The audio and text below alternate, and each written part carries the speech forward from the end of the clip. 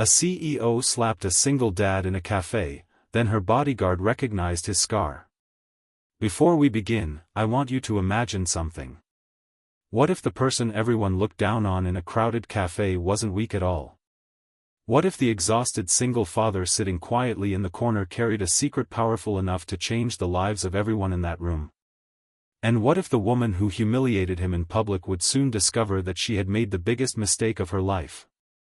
Stay with me until the very end because this story isn't just about revenge. It's about sacrifice, second chances, hidden wounds, and a truth that nobody saw coming.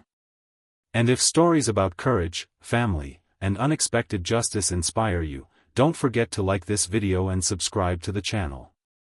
Your support helps us bring more powerful stories like this one to life. Now let's begin. The rain tapped softly against the windows of Maple Street Cafe as morning commuters hurried through downtown Chicago. Inside, warm lights reflected against polished wooden tables. The smell of coffee filled the air while quiet conversations blended with the sound of steaming milk and clinking cups. In the far corner sat a man named Daniel Carter. At first glance, there was nothing remarkable about him. His jacket was old. His shoes showed signs of wear. Dark circles rested beneath tired eyes. A laptop that had clearly seen better days sat open in front of him. Beside him was a little girl with curly brown hair and a bright smile despite the difficult circumstances she lived in. Her name was Lily. She was 8 years old. And she was Daniel's entire world. "Are you almost done with your work, Dad?" Lily asked. Daniel smiled. "Almost, sweetheart." The truth was that he wasn't. The freelance jobs that kept food on their table had become harder to find. Bills were piling up. Rent was overdue. And the medical expenses from Lily's recent treatment were threatening to drown him financially. But Daniel never allowed his daughter to see fear in his eyes. Every morning he smiled. Every night he smiled. Even when he felt like breaking. Especially then. Because that's what fathers do. Lily returned to her coloring book. Daniel stared at the computer screen. A rejection email had just arrived. Another client gone. Another opportunity lost. He closed his eyes for a moment. Just one moment. Because if he allowed himself to think about everything at once, he wasn't sure how he would keep going. Then the front door opened. The entire atmosphere of the cafe changed instantly. Employees straightened their posture. Conversations grew quieter. Several people glanced toward the entrance. A black luxury SUV had stopped outside moments earlier. And now a woman stepped inside surrounded by security personnel. Her name was Victoria Hayes. At 38 years old, Victoria was one of the youngest CEOs in the country.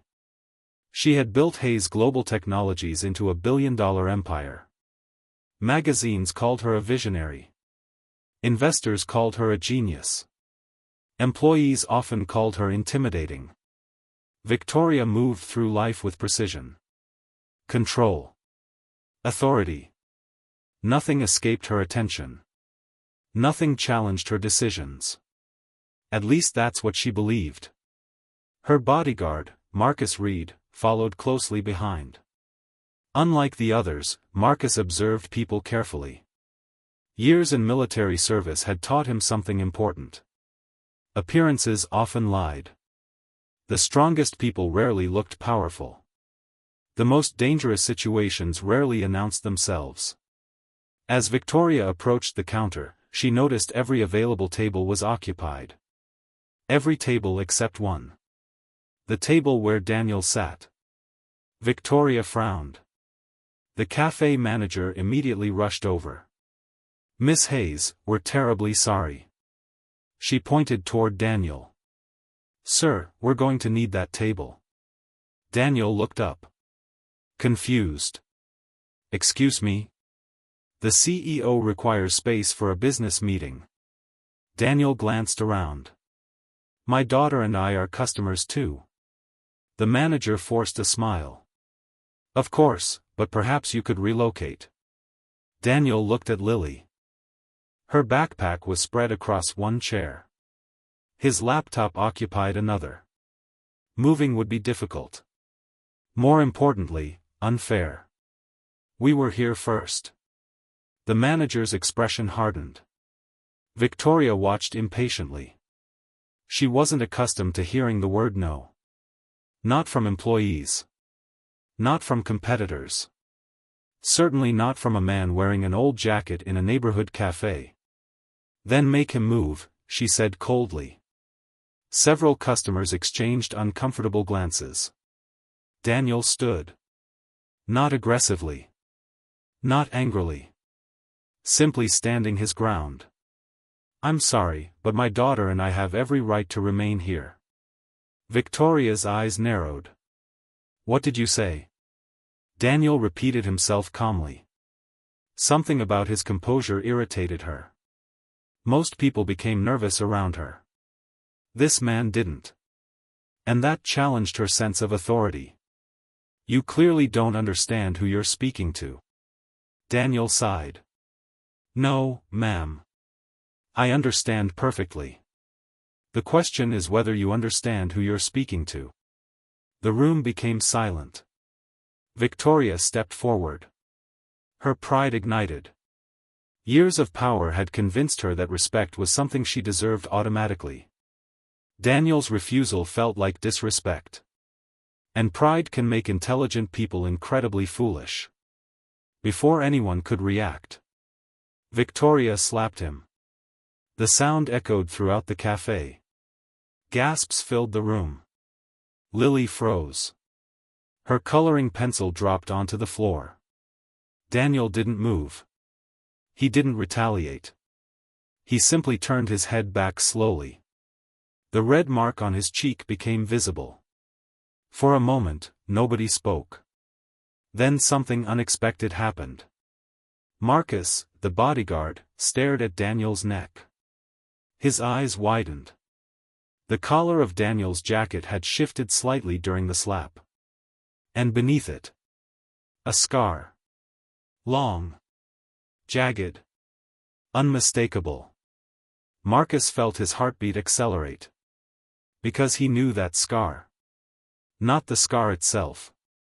But the story behind it. A story he had carried for nearly 12 years. A story about a burning convoy in Afghanistan. A mission gone wrong. And a soldier who was supposed to be dead. Marcus stepped closer. His face pale. Sir.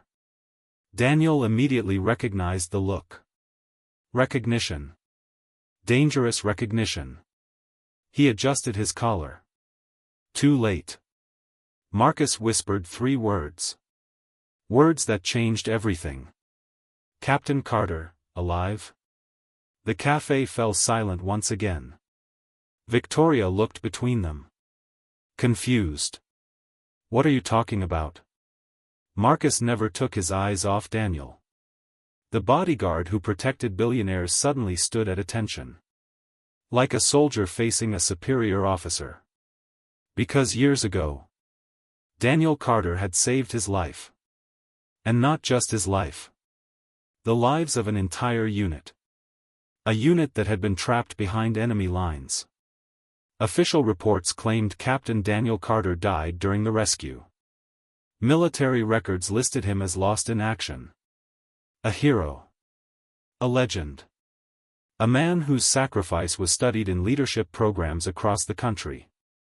Yet somehow, the hero everyone believed was dead was standing in front of them wearing an old jacket and raising a little girl alone. Victoria's confidence began to crack. For the first time that morning, uncertainty appeared in her eyes. She looked at Daniel differently now. Not as a poor man. Not as an obstacle. But as a mystery. And mysteries have a way of destroying assumptions.